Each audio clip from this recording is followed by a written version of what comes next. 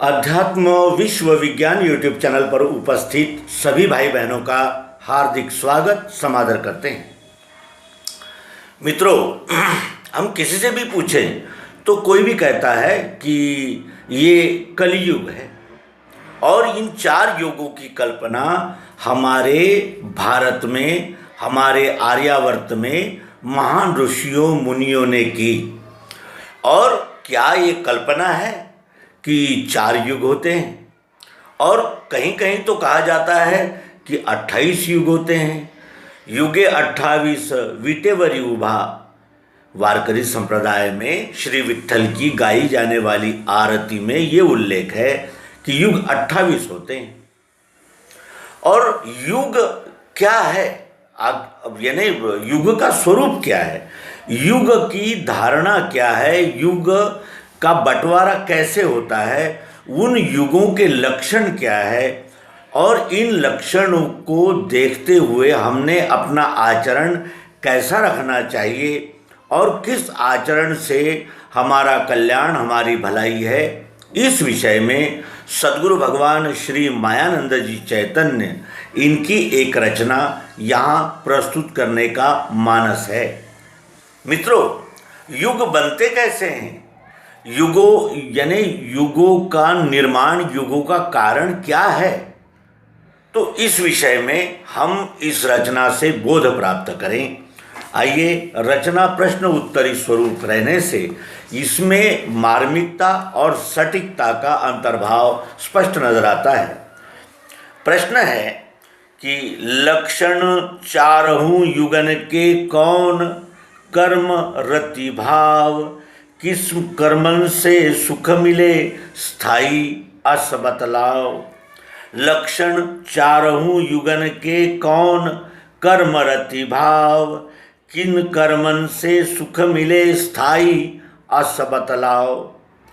सद्गुरु से मुमुक्षु प्रश्न करता है कि 4 युगों के लक्षण क्या है और उन लक्षणों में किन कर्मों में रति होती है, जीव कैसे कर्म करने लगते हैं और किस कर्म से स्थायी सुख प्राप्ति हो सकती है, यह बतलाइए महाराज।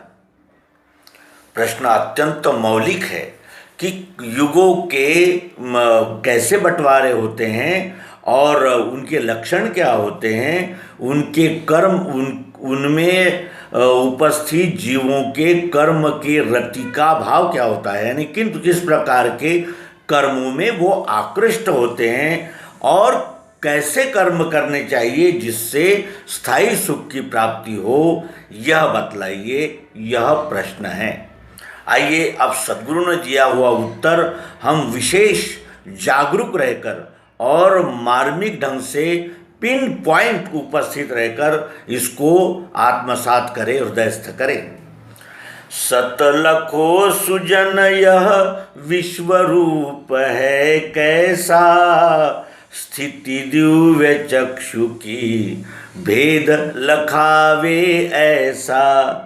सतलखो सुजन यह विश्वरूप है कैसा, स्थिति दिव्य चक्षु की भेद लखावे तैसा। सत्य को देखिए सुजन, हे सज्जनों, हे संतजनों, हे आत्मरूप की जागृति प्राप्त करने के इच्छुक नर कोटि के यानी मुमुक्षुओं, सुनो, सत सुनो सुजन, यह विश्वरूप है कैसा, यह विश्वरूप कैसा है, ये सत्य सुनिए। स्थिति दिव्य चक्षु की भेद लखावे ऐसा। दिव्य चक्षु की स्थिति में बैठकर इन 4 युगों का भेद दिखने लगता है। दिव्य चक्षु, दिव्य दृष्टि का उपदेश प्राप्त होने के अनंतर ही इन 4 युगों में क्या भेद है, इनमें क्या स्थिति है, यह हमें स्पष्ट नजर आता है, दिख पड़ता है। मित्रों, जब महत ब्रह्म में अक्षर गर्भ सुमेरा, स्थिर हुआ फिरा निज रूप चक्र क्षर हेरा। प्रकृति के तीन गुण करन लगे नित फेरा, यह भाव लखत ही युग का हुआ सवेरा। जब महत ब्रह्म में अक्षर गर्भ सुमेरा, ये अध्यात्म विज्ञान यहाँ अवश्य ही यानी लक्ष्य देने योग्य और विशेष यानी स्पष्टीकरण योग्य ऐसी ये यहाँ यानी जिसे कहते हैं कि तीन भावों का लक्ष्य यहाँ सद्गुरु करा रहे हैं। जब महत ब्रह्म में अक्षर गर्भ सुमेरा, जब मेरा अक्षर गर्भ इस महत ब्रह्म में स्थिर हुआ, जैसे पुरुष स्त्री के गर्भ में गर्भ को स्थिर करता है यानी गर्भ को देता है, उसी तरह यहाँ मेरा यानी अर्थात विश्वरूप पुरुषोत्तम परमात्मा का गर्भ कौन सा है? अक्षर। अक्षर गर्भ जब महत ब्रह्म में, महत ब्रह्म यानी अष्टधा प्रकृति, पृथ्वी जल अग्नि वायु आकाश, सतोगुण और तमोगुण, ये अष्टधा प्रकृति है, इसे महत ब्रह्म भी कहते हैं। इसमें विश्वरूप परमात्मा ने अपना अक्षर रूप गर्भ स्थापित किया। श्रीमद् भगवद गीता के 15वें अध्याय में भगवान श्री कृष्ण जी कहते हैं, द्वामिमो पुरुषो लोके क्षरश्चाक्षर एव च, क्षरः सर्वाणि भूतानि कुटस्थोक्षर उच्यते। इस प्रकार ये त्रिपुटी का यहाँ खुलासा हुआ है। और जब महत ब्रह्म में अक्षर गर्भ सुमेरा स्थिर हुआ, फिरा निज रूप चक्र अक्षर हेरा, जैसे ही मेरा अक्षर गर्भ महत ब्रह्म में स्थिर हो जाता है, फिर ये निज रूप चक्र अक्षर घूमने लगता है, इसको गति मिलने लगती है। और फिर प्रकृति के तीन गुण करण लगे नित फेरा, प्रकृति के तीन गुण सत्वगुण रजोगुण तमोगुण यह नित्य फेरा करने लगते हैं यानी चक्राकार गति में घूमने लगते हैं। यह भाव लखत ही युग का हुआ सवेरा, यह भाव ध्यान पूर्वक देखते ही हमें युग कैसे निर्माण हुए इसका स्पष्ट बोध हो जाता है। यानी प्रत्येक युग में एक यानी गुण प्रबल होता है और अन्य दो गुण उसके सहायक होते हैं। इस प्रकार युग का स्वरूप होता है। सतयुग सो विश्व ही ईश्वर है, अस जाने विश्व में ईश अस त्रेता मन में आने, द्वापर ने निज तनु पाप पुण्यमय देखी, तदरूप हुए यह कली की लीला पेखी। सतयुग सो विश्व ही ईश्वर है अस जाने, सतयुग में यह विश्व ही ईश्वर है ऐसा जानते थे, ऐसा जानते हैं। जब सतयुग होता है तब यह विश्व ही ईश्वर है, इस प्रकार सुनते मानते नहीं जानते हैं। और यह अध्यात्म विज्ञान का अनुभव है। सतयुग सो विश्व ही ईश्वर है अस जाने, विश्व में ईश अस त्रेता मन में आने। इस विश्व में ईश्वर है ऐसा त्रेता मन के द्वारा जानता है। बुद्धि के द्वारा सतयुग में विश्व ही ईश्वर है ऐसा जानते हैं, तो विश्व के अंदर विश्व के भीतर ईश्वर है ऐसा त्रेता मन में आने, ऐसा त्रेता युग में मन के द्वारा देखा जाता है। क्योंकि वहाँ बुद्धि ये सतोगुण प्रधान होती है, इसलिए सतोगुण में उसका प्रभाव होता है। रजोगुणी होती है बुद्धि, इसलिए द्वापर में यानी त्रेता में उसका प्रभाव शुरू हो जाता है। सतयुग सो विश्व ही ईश्वर है अस जाने, विश्व में ईश अस त्रेता मन में आने, द्वापर ने निज तनु पाप पुण्यमय देखी। द्वापर युग में यह अपना शरीर ही पाप पुण्यमय है ऐसा देखते हैं। शुरुआत हुई थी विश्व रूप, यह विश्व ही ईश्वर है, फिर त्रेता में वो हो गया कि विश्व में ईश्वर है, और द्वापर में क्या हुआ कि पाप पुण्यमय ऐसी अलग अलग शरीर जो है ये पाप पुण्यमय है ऐसा देखने लगे और तद्रूप हुए, और फिर धीरे धीरे तद्रूप ही हो गए। पाप पुण्य का बढ़िवार बढ़ गया और पाप पुण्य ही इन शरीरों के द्वारा व्यक्त हो रहा है, इस प्रकार तद्रूप हुए और वही रूप धारण कर लिया। क्योंकि यहाँ ये भी देखा जाता है कि लोग कहते हैं कि संगति का असर नहीं होता, लेकिन देखिए यहाँ द्वापर का संग होते ही निज तनु पाप पुण्यमय देखी तदरूप हुए, और धीरे धीरे मनुष्य वही हो जाता है। उस तरह फिर ये कलयुग वैसा तद्रूप हो गया और यह कली की लीला पेखी, और ये कली की लीला हम प्राप्त कर रहे हैं, देख रहे हैं। प्रकृति के कर्म निज वर्ण क्रिया सत सेवे, त्रेता सो बहुविध लोक भोग हित लेवे।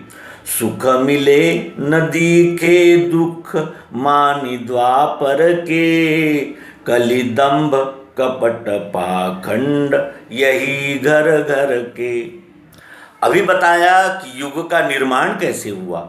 अब उस युग में लोगों का चाल चलन कैसा होता है, उनका बर्ताव कैसा होता है, उनका विश्वास और उनके यानी जिसे कहते हैं आचरण कैसे होते हैं, इसके विषय में सद्गुरु यहाँ इस यानी कड़ी में समझा रहे हैं। कहते हैं कि प्रकृति के कर्म निज वर्ण क्रिया सत सेवे। ये प्रकृति के कर्म वर्ण के रूप में स्वभाव के द्वारा व्यक्त होते हैं और उसी का सेवन सतयुग में किया जाता है। जो विश्व ही ईश्वर है ऐसा जानते हैं, उनका व्यवहार तो ऐसा होगा ही।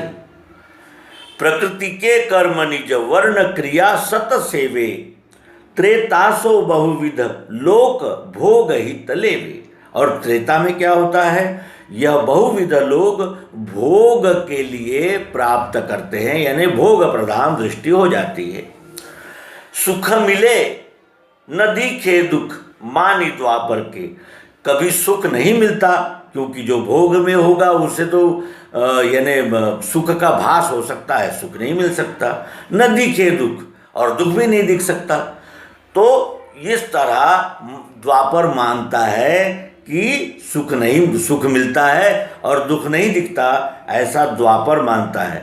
और कली दंभ का कपट पाखंड यही घर घर की, यानी द्वैत भाव मजबूत हो जाने से कलियुग में दंभ का अर्थ होता है पाखंड, ढोंग, गर्व, अभिमान, कपट किया जाता है। पति पत्नी से कपट करता है, पत्नी पति से कपट करती है, भाई भाई से कपट करता है, नागरिक देश से कपट करता है, अनुयायी धर्म यानी संप्रदाय से कपट करता है, संप्रदाय अनुयायियों को धोखे में रखकर कपट करता है। क्षण क्षण कपट के ही व्यवहार जहाँ अधिकतर दिखते हैं वो कली है। कली दंभ कपट पाखंड, धर्म के नाम पर, ईश्वर के नाम पर ऐसे कर्म किए जा रहे हैं जिनका ईश्वर से कोई संबंध ही नहीं है, ऐसे कर्म कर रहे हैं कलियुग में। और घर घर के यही कली दंभ कपट पाखंड यही घर घर के, घर घर में हो रहा है। अब सुनो कर्म जो सदैव निज सुखदाई। अब सद्गुरु कहते हैं ये तो आपने जान लिया कि युग कैसे तैयार होते हैं, युगों में लोगों के व्यवहार कैसे होते हैं। अब ये जानो कि जो कर्म करने से सदैव यानी नित्य हमेशा यानी एक एक क्षण सुखदाई अपने सुख के लिए यानी उपयोगी ऐसे कर्म कौन से होते हैं ये सुनाते हैं। अब आप ध्यान से सुनो। अब सुनो जो सदैव अब सुनो कर्म जो सदैव निज सुखदाई, निर्माण मोह जित संग दोष कुटिलाई। नहीं द्रोह कर्म फल लखे न निज प्रभुताई, सम सुख दुख जाने निज प्रभु की प्रभुताई। अब सुनो कर्म जो सदैव निज सुखदाई। निर्माण, मान, अपमान, सम्मान कुछ नहीं होता है। सम्मान और अपमान और ये जो सारे व्यवहार होते हैं ये मनुष्य के व्यवहार पर इन्हें अवलंबित रहते हैं। इसलिए ऐसे व्यवहारिक क्यों करें जो अपमान हो जाए, और सम्मान भी हो जाए तो इतने क्यों फूले जैसे कोई गुब्बारा फूल जाता है। गुब्बारा भूल जाता है कि मैं हवा की वजह से फूला हुआ हूँ, और कभी भी हवा निकलती ही पिचक सकता है। इसीलिए निर्माण, मोह, मोह किसे कहते हैं? चिपकना, आसक्ति रखना, ये मेरा है, ये मेरा है, मुझसे कहीं ये दूर न हो जाए। मेरा है ये ममता है, और मुझसे छीन न जाए, दूर न हो जाए, ये मोह है। तो निर्माण, मोह, जित, संग, जित संग, किसी भी संग में रहे वो अपना रंग नहीं बदलता। जित संग दोष कुटिलाई। जित संग दोष, दोष और कुटिलता इनका त्याग कर देना चाहिए। वो निज सुख का, सदैव सुख का भागी बन सकता है। नहीं द्रोह कर्म फल लखे। नहीं द्रोह, कर्म फल से द्रोह नहीं करता। नहीं द्रोह कर्म फल लखे, वो कर्म फल की ओर भी नहीं देखता, क्योंकि उसके सभी कर्म समर्पित भावना से होने लगते हैं। यह विश्व ही परमात्मा है, इसी से सभी जीव जंतुओं का उद्भव हुआ, उत्पत्ति हुई, स्थिति हुई और लय भी इसी में होने वाला है। ये वह जानता है। इसलिए नहीं द्रोह कर्म फल लखे न निज प्रभुताई। वो जानता है कि ये सब, इसका कर्तृत्व मेरी ओर नहीं है, क्योंकि कर्म के कर्ता तो 3 गुण हैं, और पृथ्वी जल अग्नि वायु आकाश ये तो पंच महाभूत है, ये विश्वरूप के यानी अंग है। तो मेरा इसमें क्या प्रभुताई है, ऐसा वो जानता है। सम सुख दुख जाने, सुख दुख में सम रहने का प्रयास करता है। सुख दुख में सम रहता है। क्यों? क्योंकि जो दुख आया है तो वो भी चला जाएगा, सुख आया है वो भी निकल जाएगा। इसलिए वो सम में रहता है। और जो अपनी जिसकी बुद्धि समत्व में स्थित हो गई है वही तो समाधि है। द्वैत भाव से ऊपर उठकर बुद्धि का समत्व प्राप्त कर लेना ही सुख है। तो नहीं द्रोह कर्म फल लखे निज प्रभुताई। सम सुख दुख जाने निज प्रभु की प्रभुताई। इस विश्वरूप परमात्मा की ही ये सारी प्रभुताई है। वही प्रभु है, वही करता है। ये जानकर वो सम सुख दुख में सम रहता है। सब कर्म विश्वहित करे सदा सुख जिसमें। सब कर्म विश्वहित करे, जो सब कर्म विश्वहित के लिए ही करता है, सदा सुख जिसमें उसको सदैव सुख की प्राप्ति होती है। क्योंकि उसको व्यष्टि अहंकार का लेश भी नहीं रहता। जब भी हम विश्वरूप परमात्मा को समर्पित ऐसे कर्म करते हैं तो सदा हमको सुख की ही प्राप्ति होती है।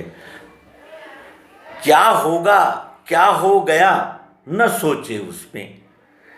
क्या होगा, कल क्या होगा और क्या हो गया, यानी भविष्य और अतीत के झोल से उसमें यानी सोचना नहीं रहता उसको।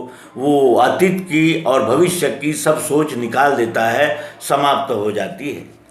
अस किया, ऐसा जो किया, लखा सदरूप स्वप्न जैसा। अस ये किया, यानी ये अनुभव की बात बता रहे हैं सदगुरु कि अस किया, ऐसा किया और फिर लखा, देखा, जाना, सदरूप स्वप्न ऐसा। तब हमने अपना ये सदरूप ऐसा देखा, लखा और यह अनुभव मायानंद लखावेत ऐसा। यह अनुभव सद्गुरु भगवान श्री मायानंद लखा रहे हैं, ऐसा है, ऐसा है। तो ये सद्गुरु हमें युग युग कर्म और उन युग कर्म का रहस्य हमें इस रचना के द्वारा बताते हैं। साथ ही हम इन गुणों को निर्माण, जीत, संग, कुटिलाई, इस प्रकार अगर अपना जीवन गुजार देते हैं तो हम सुख दुख के झोल से छूट जाते हैं और किसी भी युग में हमारा गुजारा हो ही सकता है। तो इस प्रकार हमने चतुर्युग लक्षण, यह सद्गुरु भगवान श्री मायानंद जी चैतन्य इनकी रचना का रसग्रहण किया, आस्वाद लिया। इस रचना में कहे अनुसार हम अपना मनन चिंतन सदैव जागृत रखेंगे। इसी संकल्प के साथ नर्मदे हर, सद्गुरु भगवान की जय।